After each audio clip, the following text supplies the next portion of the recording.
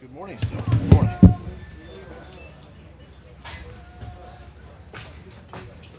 It looked like Mack Hollins had another setback. Do you understand what's going on there with him? Yeah, no, it's not a setback. It's a new injury. We're just being precautious with it, so we kept him out. He did some stuff today individually. We're going to continue to monitor it day by day, but it's totally new, not a setback. What is the new injury? Yeah, that's an injury-related issue. Lower body? Upper body. No, it's lower body. Lower. What's up with Cravon? Cravon? His is more week to week, a little bit longer. We just got to be cautious with him too. But obviously you saw him, I think, in a boot. It was reported that way. So we're just going to be cautious with it. But his is a little bit longer, probably more week to week. What do you like about Orlando Scandrick bringing in a veteran at the slot position? Yeah, the nickel spot. Veteran player. We obviously know this guy a lot, having coached and against him when he was in Dallas and last year in KC. And veteran player. We're always looking to add depth and competition. He brings value to us, and we're excited to have him. It seemed like Wentz and DeSean were looking pretty good today. What have you seen behind the scenes with those two? Yeah, it's just still a work in progress. They made some plays today. It's great to see out on the practice field, and then they spend some time even after practice, kind of getting some throws, and that's what it takes. This is not a you don't develop chemistry overnight. We start obviously in the off season and progress through training camp and try to get them and all the skill positions together and try to be on the same page. Surprised how fast he's still one season out here. I'm not, just because of the way he trains in the off season. A track guy that still works on his craft, still works on his speed, and so I'm not surprised that he still has that level of speed still left in the tank. Is he physically stronger to you? He looks bigger. As DeSean? opposed to Steph. Yeah, DeSean, but he looks. Yeah, I mean he's a little bigger than last time I coached him. But he's still DeSean, and he's a veteran player that knows how to play the game.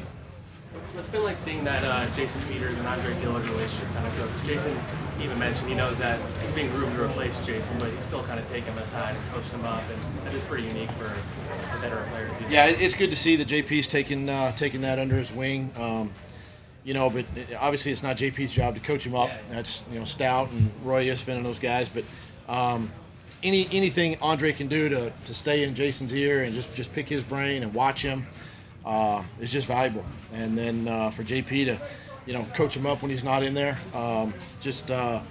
every little bit helps. Players sometimes see things a little differently, and they're playing the game, and it's great information and it's valuable. It looked like you gave Miles Sanders a few more reps today. How'd he look? He looked good. He's continuing to improve and show us some things. Each day he'll get a little bit more and more, and kind of lead up to this first game. In these past few months, you've spoken a few times about two tight end sets. We're seeing it quite a bit out here. What's behind it? Is it simply trying to get Dallas on the field more, or do you like the way the offense functions out of that formation? I mean, obviously you got to strike a balance. I mean, you can put one tight end and three of our receivers out there, or two tight ends, and who do you want on the field? Who do you want off the field? So it just for us right now, it's about executing plays in the offense and teaching. Obviously when we get into regular season weeks, we'll game plan specific a lot more, but we do want to get Dallas more opportunity. He's done a nice job so far, and we'll just kind of continue bringing that along. Is there a good way to maximize both what Dallas does and what Nelson does? Because with Nelson playing out the slot, I imagine it makes it harder. It does. I mean, again, who do you want on the field? Who do you want off the field? There's a fine line there. Both guys are talented and very explosive in our offense, and it's all about the matchups in this league. And however we can create the matchup value, we try to do that. You notice when we go 12 personnel, Zach goes to the slot receiver more, and Dallas is the primary tight end. So Dallas is working against safeties and linebackers, where you get Zach working against either safety or a nickel defender. So. It's just a matter of just the matchup you want, but right now it's about getting everybody sort of equal opportunity, especially with Carson. We've talked a lot about the depth of receiver. Today it looked like Fred Ford had some opportunities for the first team.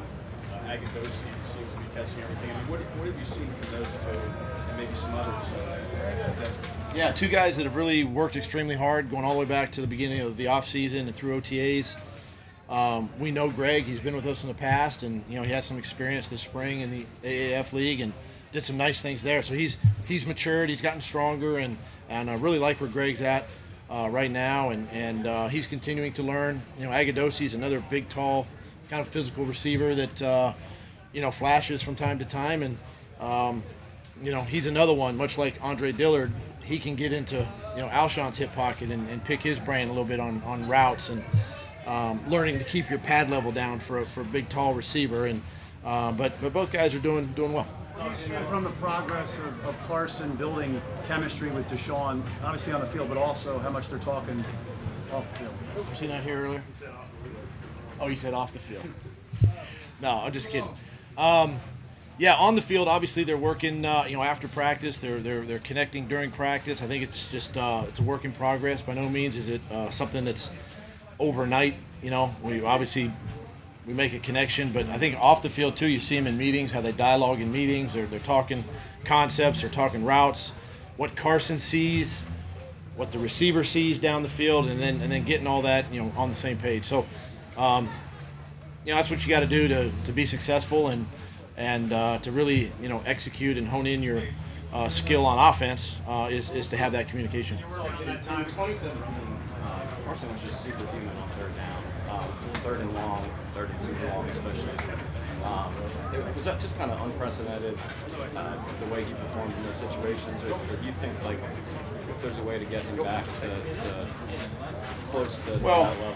There were a lot of broken plays where he scrambled. I mean, when I was in KC with Alex Smith, he'd convert a 3rd and 15 just by running, and just a broken play. So, some of that's that. Some of it is, Carson's athleticism, just a big, strong, physical guy, just making a play for you, and extending drives. So, if it breaks down, it breaks down. You go make a play. But at the same time, keep your eyes up, and if somebody pops down the field, throw it to them and try to convert third downs. It's one area that we got to focus on this training camp is our third downs. Now that you've had Jordan Howard throughout the spring, a couple days in camp, is he everything you thought he was?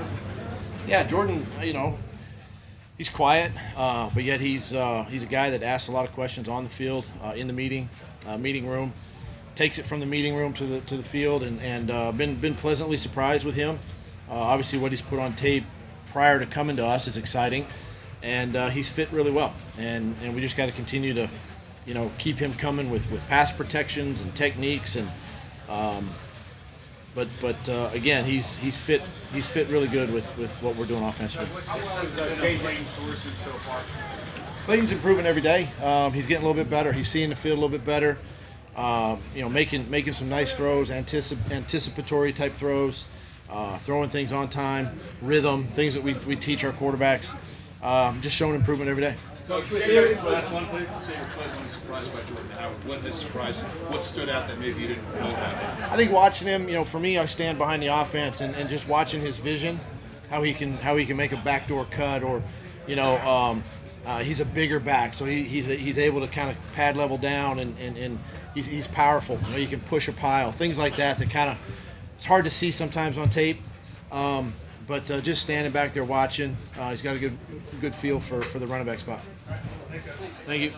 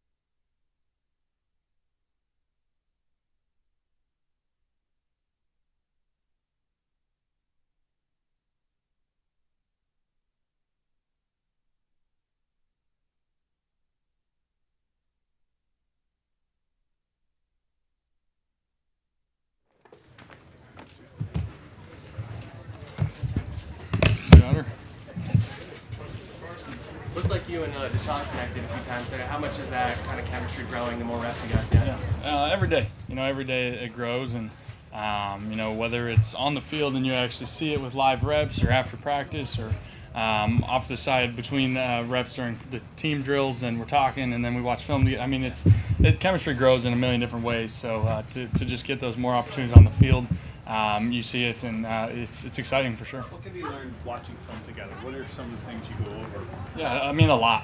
There's a lot that can be discussed. There's a lot, honestly, just reviewing certain routes, certain plays, different things, what you're expecting versus different coverages. If the defender's playing you a certain technique, what are you expecting, what are you thinking? Just to get on the same page. Every receiver's different. Every receiver kind of has preferences on things, and so just to kind of build that chemistry without getting the physical reps, I think, is a huge part of it. How much time does it take for a guy with that speed trying to understand where he's going to be usually getting that ball?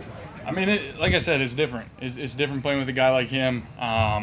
It's definitely exciting at the same time, and that's why it just takes a lot of communication. Physical reps, are second to none, but just talking through everything. But I feel really good. I feel in a really good spot with him, and I think we're gonna just keep building. Carson, on Friday when you met little Giovanni and he was moved to tears, what were you feeling in that moment? Yeah, I mean, that stuff is super humbling for me, especially coming after a hot practice, long practice. You're tired, everything.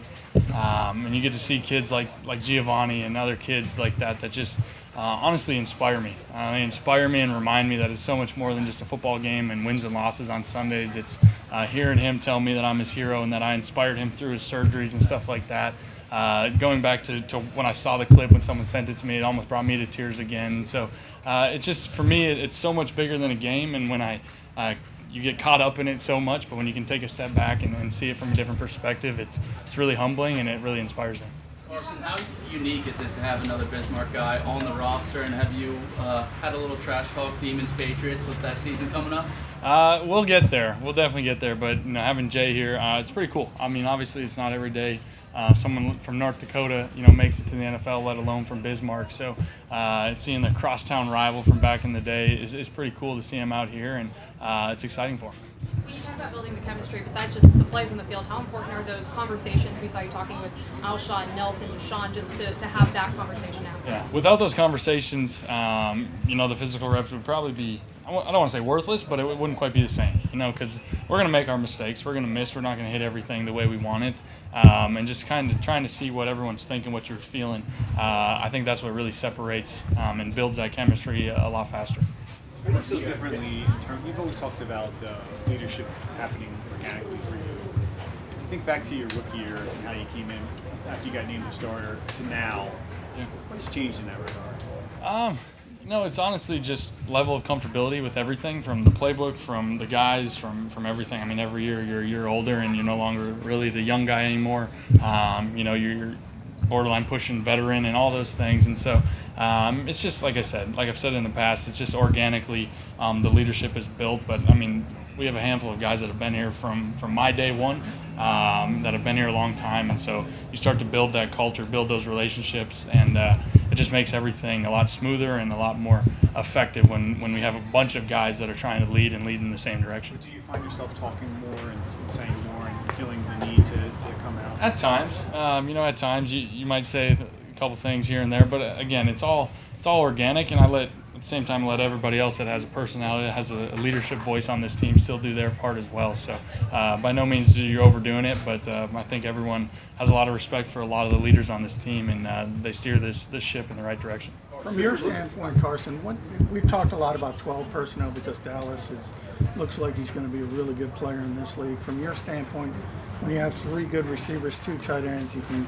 move back and forth. How much easier does that make it for you? It's tremendous. I mean, it makes it a pain in the butt to prepare for us, I would think. And so, it's going to be fun this year to have coach designing game plans to get everybody on the field, to get everyone touches, to spread the ball around. And for me, it makes my job way easier. To know that whether we're 11 pers, 12 pers, we can go 13, we can put a couple running backs out there. I mean, we got talent everywhere, and guys that I've worked with in the past or that I trust a lot. And so my job is just going to be to spread the love and get the ball out and let those guys make their plays. Carson, 2017, you guys had really unprecedented success on third down, third and long, third and super long, especially. Do you think there are things that you guys can do to kind of get back closer to that level, or is it kind of more fluky where so many of those came on broken plays? And what do you think? I mean, everything's different. I mean, it's something that every season in the off season you emphasize. You emphasize third down, you emphasize red zone. You emphasize everything else, but those situations can make or break ball games. And I'm not going to say 2017 was fluky. We were effective on third down. Communication's a big part of that, and then making plays. And things. The last year, just sometimes we're here or there, but that's all stuff behind us, and it's a new season. But what I do believe is we have a very solid offense, and we have the ability to stretch the ball down the field if it is third and long, and the O-line does an amazing job giving me time. So I don't have any doubt that we can be a really dynamic third down offense and a red zone offense at the same time. How different does it seem with Nate in there now? With Nick going, and how different more confident is he is every back? Yeah, I mean, Nate looks great. And I'm excited about him. I've been really close with him ever since he came over from Washington, and he's fit right in personality-wise. Physically, he does a great job on the field, and so I'm excited about him and the role that he has this year, and to keep building for himself as well and be ready to go when his number's called. So he looks great out here, and I'm confident in him. JJ or Sigmund Whiteside's got some weapons starting off. How well has he looked? How well is him getting him into that mix of other guys as well? Yeah, JJ, a guy like Mack Hollins and some of these other guys, we got a lot of guys that can make plays, and so getting them reps and seeing what they can do early here in camp is a big part of it, because I mean it's going to come down to it at the end of the day with who's getting on the field, because we got a lot of mouths to feed and a lot of talent. So getting him out there has been great. He looks good, really smart kid, makes plays and big body, great hands. So I mean, like I said, we got a lot of talent, and we're going to have to find a way to get everybody the ball. Carson, you've spoken to us about nutrition, but in terms of pre-practice, post-practice, has your routine changed at all in terms of recovery and preparation? Maybe a little bit, not to go in depth, but just it's something, that I look at a lot harder, that I spend more time on, before practice, in the weight room doing things to get ready, and post-practice. I think that's just such a big part of it to every day stay on top of it. Don't wait till you're sore. Don't wait till you're hurting or those things, but just stay on top of it. And it's just kind of a new approach to just, not wait and then be retroactive on it, but stay proactive on it and take advantage of the time that you have. What's standing out to you about your two new backs, Miles Sanders and Jordan Howard? First of all, they're both great guys, good locker room guys.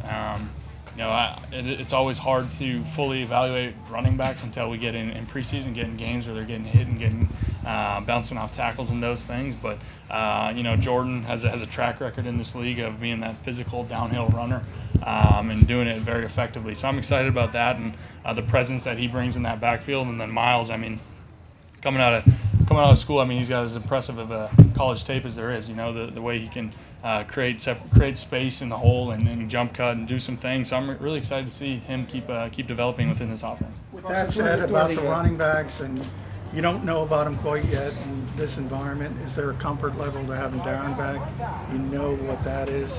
For sure. I mean, I think I talked about it the other day, but I was extremely excited to see Darren come back. And on the field, we all know what he brings. The third down ability that he brings, the playmaking ability, the kick and punt return ability, but then just to kind of be that leader of that running back room, to be that veteran voice. He does a great job in that role, and he just really fits the role within that group, that unit, and he'll do a great job, and I'm excited to have him back. Use the phrase, a lot of mouths to feed.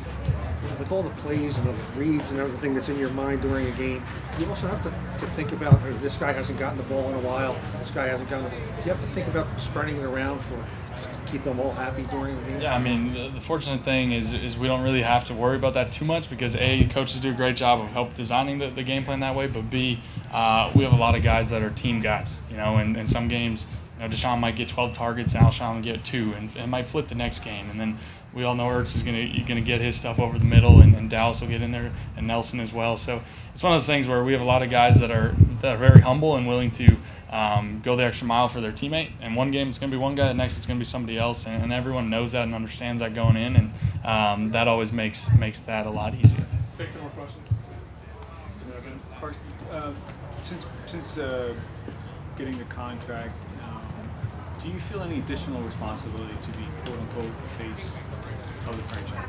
Yeah, like I said before, I mean the contract doesn't really change who I am, doesn't change my approach. From the outside, maybe. From the outside, maybe it does some things differently. But for me, who I am in that locker room, who I am on the field, hasn't changed. It won't change. How do you think you played so far this camp? I think it's been solid progression so far. There's been mistakes made. Personally, there's been mistakes offensively as a whole, and it's always early in camp. There's some sloppy play, there's false starts, there's this and that, miscommunication. So definitely, it's never perfect, never where we want it to be. But I feel confident in the guys to just keep building and keep growing from here. Thanks, guys.